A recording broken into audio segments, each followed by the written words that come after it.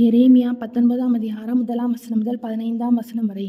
கர்த்தர் சொன்னது, நீ போய் குயவன் வேலையான ஒரு கலசத்தை கொண்டு ஜனத்தின் மூப்பரிலும் ஆசாரியரின் மூப்பரிலும் சிலரை கூட்டிக் கொண்டு கிழக்கு வாசலுக்கு எதிரான இன்னோமுடைய குமாரனின் பள்ளத்தாக்கிலே புறப்பட்டு போய் நான் உன்னோடே சொல்லும் வார்த்தைகளை அங்கே பிரசித்தப்படுத்து.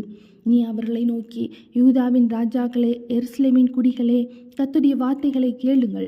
இஸ்ரவேலின் தேவனாகிய சேனைகளின் கர்த்தர் சொல்கிறார், இதோ நான் இந்த ஸ்தலத்தின் மேல் ஒரு பொல்லாப்பை வர பண்ணுவேன். அதை கேட்கிற யாவருடைய காதுகளிலும் அது தொனித்து கொண்டிருக்கும். அவர்கள் என்னை விட்டு இந்த ஸ்தலத்தை அந்நிய ஸ்தலமாக்கி தாங்களும் தங்கள் பிதாக்களும் யூதாவின் ராஜாக்களும் அறியாதிருந்த அந்நிய தேவர்களுக்கு அதிலே தூபம் காட்டி இந்த ஸ்தலத்தை குற்றமில்லாதவர்களின் இரத்தத்தினாலே நிரப்பினபடியினாலும் தங்கள் பிள்ளைகளை பாகாலுக்கு தகன பலிகளாக தகனிக்கும்படி பாகாலின் மேடைகளை கட்டினபடியினாலும் இப்படி வரப்பண்ணுவேன். இவைகளை நான் கற்பித்ததும் இல்லை, சொன்னதும் இல்லை, இவைகள் என் இருதயத்தில் தோன்றினதும் இல்லை. ஆகையால் இதோ நாட்கள் வரும், அப்பொழுது இந்த ஸ்தலம் தோப்பேத் என்றும் இன்னுமுடைய குமாரரின் பள்ளத்தாக்கு என்றும் இனி சொல்லப்படாமல் சங்கார பள்ளத்தாக்கு என்று சொல்லப்படும். அப்பொழுது நான் யூதாவுக்கும் எருசலேமுக்கும் கொண்டிருந்த ஆலோசனையை இந்த ஸ்தலத்திலே வெறுமையாக்கி அவர்கள் சத்துருக்களுக்கு முன்பாக அவர்களை பட்டயத்தினாலும் அவர்கள் பிராணனை வாங்க தேடுகிறவர்களின் கையினாலும் விலப்பண்ணி அவர்கள் பிரேதங்களை ஆகாயத்து பறவைகளுக்கும் பூமியின் மிருகங்களுக்கும் இரையாக கொடுத்து இந்த நகரத்தை பாழாகவும் ஈசலிட்டு நிந்திக்கிற நிந்தையாகவும் வைப்பேன். அதை கடந்து போகிறவன் எவனும் பிரமித்து அதன் எல்லா வாதைகளின் நிமித்தமும் ஈசலிடுவான்.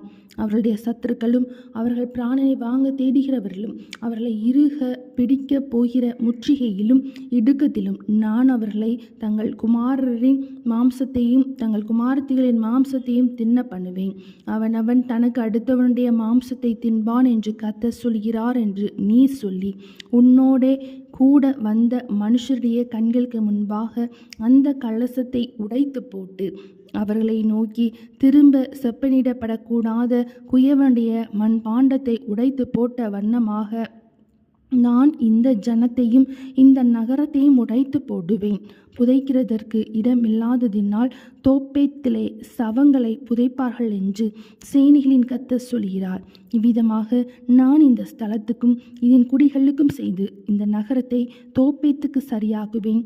இந்த வீடுகளின் மேல் வானத்தின் சகல சேனைக்கும் தூபம் காட்டி அந்நிய தேவர்களுக்கு பான பலிகளை வார்த்தார்களோ அந்த வீடுகளாகிய எருசலேமின் வீடுகளும் யூதாவுடைய ராஜாவின் வீடுகளும் தோப்பேத் என்கிற ஸ்தலத்தை போல் தீட்டுப்பட்டவைகளாய் இருக்கும் என்று கர்த்தர் சொல்கிறார் என்று சொல் என்றார்.